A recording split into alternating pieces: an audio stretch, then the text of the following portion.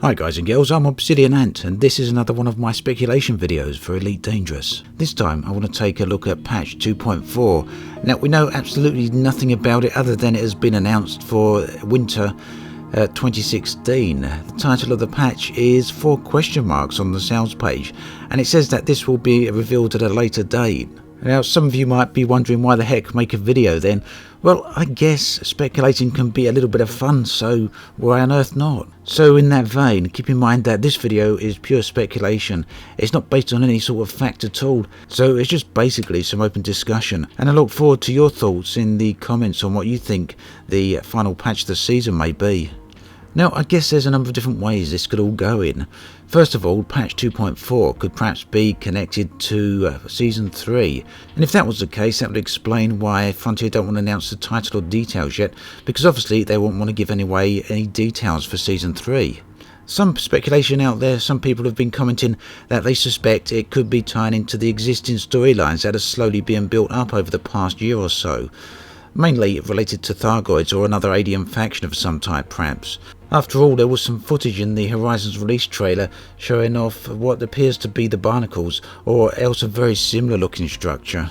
The other story for this season is the so-called missing, the lost colonies that are out there in the depths of space. Maybe patch 2.4 has got something to do with them. And of course the other option is that the final patch of the season has got nothing to do with anything I could possibly even speculate, something completely out of the left field.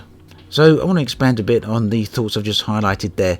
If the final patch of the season is connected into Season 3, then that opens the question, what is Season 3 about? Well, some people think it could be walking about. That's been a thing that Frontier have been speaking about ever since the Kickstarter days. The ability to walk around our ships, around stations, and even perhaps on the surface of planets. Now that would follow on pretty well from what's been put into Season 2 so far. Aside from planetary landing, Season 2 seems to be all about personalisation. They've got the upcoming character creation tool, which will allow us to create an avatar for our own commanders, but it's also putting into the game NPCs in the form of character portraits. So the next natural progression for that would be to obviously have the NPCs in the game in a physical form. And once they're in there, it's not too much of a stretch to start having player characters walking around as well. Now there's some interesting thoughts on that. Back during the early development stages of Elite Dangerous, there was a couple of posts on the forums talking about the future of the game. Now keep in mind this was back way before the game was even released, and the post was made directly by some Frontier staff, and what it spoke about was getting down onto planetary surfaces, and they actually mentioned the ability to drive around with vehicles. Now vehicles were never really mentioned again after that, but it shows how far in advance Frontier were actually thinking about those things, and of course vehicles were a part of Season 2 with Horizons. Now that post also went on to talk about a number of other things. In usual typical Frontier fashion, it was stuff that, yes, that's on the list, or that's something we're considering in the future, and even that's something we want, but it won't be a part of Release 1. But even with the post full of those sorts of disclaimers, it did go on to discuss quite a lot of things, including Thargoids, generation ships, as well as walking around. Taking a look at the overall content of Season 2, with the character creation and the NPC characterization, it to me would feel that walking around would be a natural progression to that. The other idea about Season 3 is that it will be about atmospheric planets, allowing us to land on worlds with atmospheres and clouds and things like that. Life worlds will probably come quite a bit later, but at the very least, hopefully, we should get atmospheric planets during Season 3. Now my thoughts on that are that if atmospheric worlds are a part of Season 3, they won't come on their own, just as airless worlds didn't come on their own as part of Season 2. Basically NPC characters, avatars and a few other things are all part of Season 2 as well. If Season 3 was to follow that same pattern, it could well be about atmospheric worlds as well as walking around. How that would tie into patch 2.4 potentially though if they were connected, I couldn't really say, but do keep in mind that patch 2.3 is called the Commanders, and that puts player avatars in the game. And what's still missing at that point is NPC avatars, and although they wouldn't really have anywhere to walk around, it's still perhaps a possibility, although quite a remote one at that.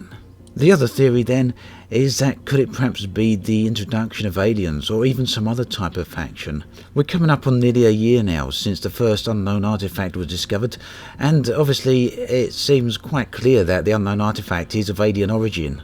And there's now the barnacles in the game, which is some type of alien structure.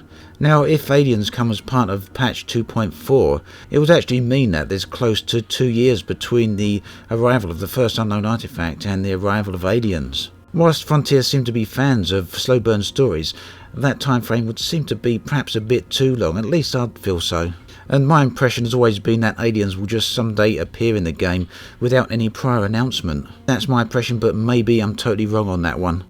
Moving on to the missing then, those are the people, the colonies that went out into deep space long before the technology of hyperspace travel.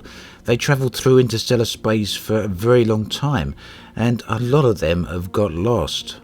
But the chances are that some of them have built up their own colonies out there in deep space. Now, for both the missing and their colonies, as well as the Thargoids, there are many areas of restricted space out there. In fact, there are regions of space that are far larger even than human-inhabited space, and these require permits to access currently, so clearly they're reserved for future content. And now Elite is over a year into its release cycle, and even with the next few patches of Horizons taking us up till the fall of this year, there still seems to be no sign of those regions of space becoming unlocked. That leaves a question in the back of my mind then, is just how long will they stay locked?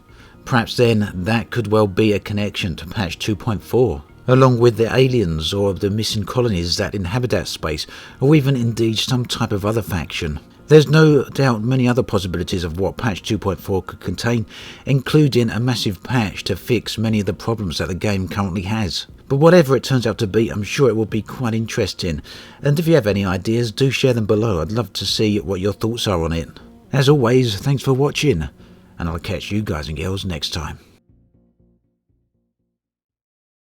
I'm slowly making my way back across the galaxy to the Sol system and home. This ship has been out here in deep space since April last year, so it's coming up for a year now. I've seen a tremendous amount of sights out here and collected a lot of scan data, and although I don't expect to make a significant amount of money here due to the fact that I don't scan every single planet, hopefully it should be a nice chunk. But being out here is far from being just about the money.